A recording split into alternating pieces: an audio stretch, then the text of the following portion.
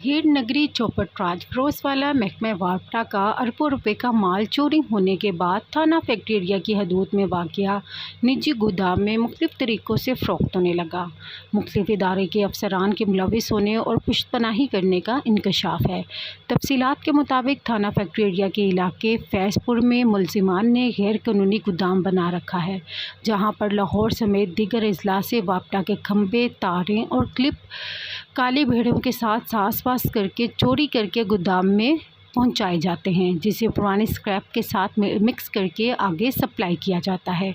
ज़राए के मुताबिक इन चोरीशुदा माल का वापडा हुकाम की तरफ से गुजरांवाला, मंडी बहाउद्दीन और नौशहरा विरका समेत दीगर अजला में मुकदमात दर्ज करवाए जा चुके हैं।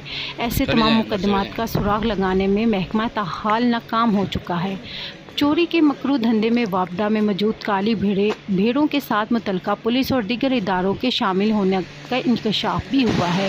ये चोरीशुदा नए माल की शनाख्त खत्म करने के लिए माल गोदाम में लाने के बाद पुराने स्क्रैप में मिक्स कर दिया जाता है। याद रहे, किसी भी सरकारी महकमे की माल नीलामी पुरानी और इस्तेमाल शुदा चीज़ों पर की जाती है, जबकि निजी गोदाम में तमाम नया माल मौजूद होने के सबूत फुटेज में मौजूद है। ज़राए के मुताबिक वापडा के खंभे, तारे, ट्रांसफार्मर और दीगर सामान अरसे दराज से चोरी किया जा रहा है। इस वजह स्कैंडल से हुकूमती और महकमा के आला अफसरान ताहाल बेखबर हैं।